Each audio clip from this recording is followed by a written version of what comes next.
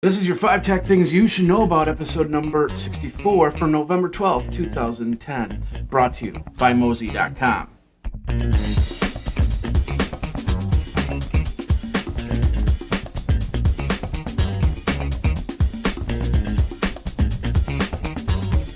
Hey everybody, welcome to the 5 tech things you should know about. For all you weekend warriors in tech that don't want too much tech overload, this is what the 5 tech things gives you. Now let's get right into your 5 tech things you should know about.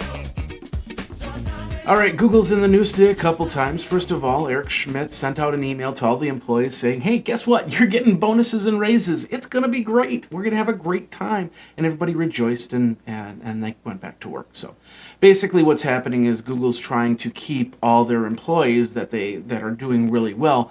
Otherwise, they'll try and go over to Facebook. They'll try and go over to Bing. They'll try to go over to new startups and do things like startup web search engines called cool and stuff like that. And Google doesn't want that to happen because they want to retain that 65% market share that they have right now.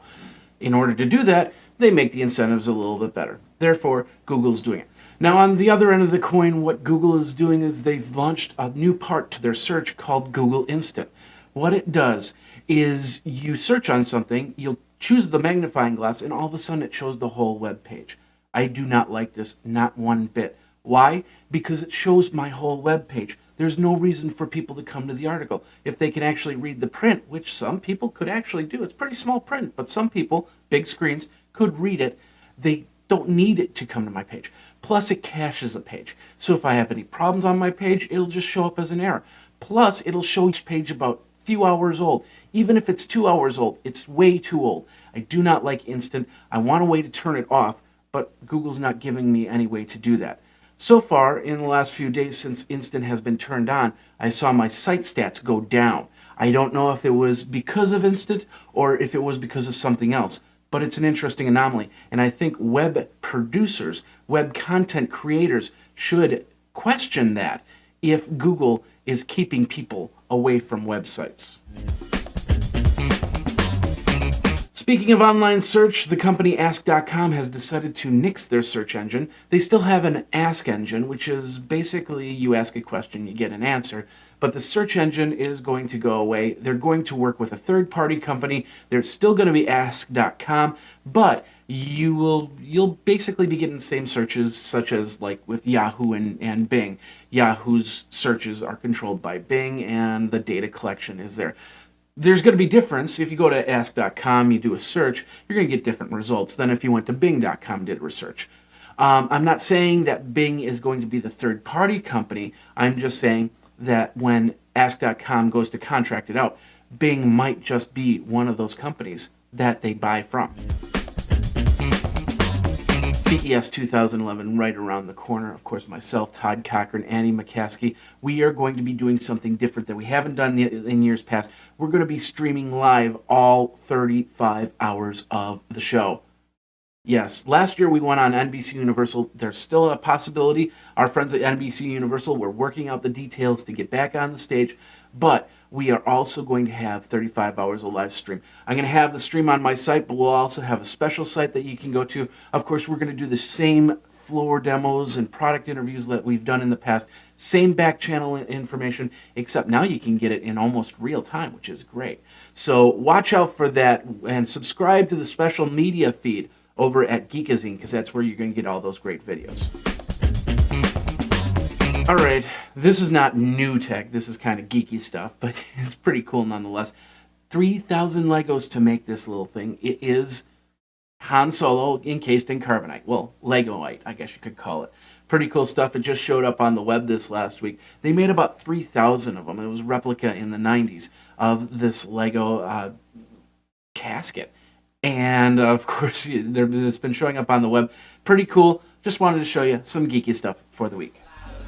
Of course, it is your life online. Back it up now, back it up often, and back it up off-site. Code GEEK now gets you 15% from now until the end of the year. Now when the holidays are most important for you to back up your documents, back up your videos, back up everything, your life online.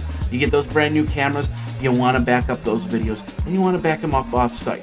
$4.95 a month per computer. It's the price of a hard drive per year.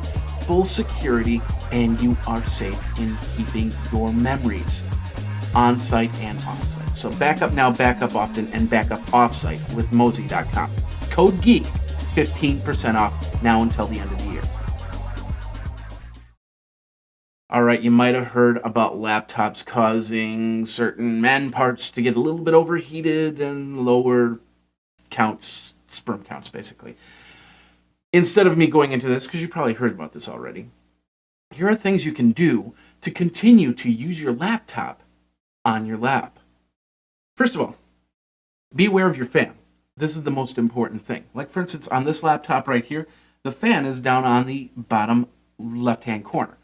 And of course, if I put my leg on it, if I cover it, it's going to make the computer get hotter. If I put this laptop onto a surface that has absolutely no breathing room, it's going to get a little bit hotter. That's why people get those devices you put underneath it, so it sets on top of a table. It lifts it up so there's airflow that goes underneath. That's the most important thing, is be aware of where your fan is, because that's what's going to make the laptop hotter, which brings temperatures up and therefore boils little guys like that. Next thing, separate your legs just a little bit. If you keep your legs close together, you might want to separate them. Get a little bit of airflow going inside the legs. That's not a bad idea. Take the laptop and push it more towards the knees, not closer to the body. The farther away it is, the less heat that it brings out. And then, of course, if you want to really get extreme, go commando. Wear a dress. I don't know. There are different ways to keep airflow going in there. And of course, if you're wearing many layers of clothing, that does it too. But of course, with these cold months coming up, maybe we don't have to worry about this laptop overheating, because we'll just be nice and toasty now. Let the winter begin. Finally, check out this little computer right here. It's called the Xi3, and yeah, we know the computers are getting smaller and smaller and smaller. You know, the Mac Mini is about yay big. I just bought a Roku, which is about that big. The Apple TV is just about that big, but it's not a regular computer. This is a regular computer. It's running an AMD Athlon processor, lowest speeds at 1.8 gigahertz. The price is a little bit higher than normal, $850, but for a 4-inch computer, you could tape it to or glue it to the back of your big screen TV, or put it behind the big screen TV somehow, and hook up a wireless keyboard, a wireless mouse, and you have a full computer right there. It's running SSD memory, which is why the $850 price tag. But within the next couple of years, you'll see computers like this go down in price. It has a DVI port, it has an HDMI port. No mention if it has wireless or not. I'm assuming not. It does have an Ethernet jack, but if you have it hooked up to the wall, you'll probably be able to configure the wiring so it works pretty well.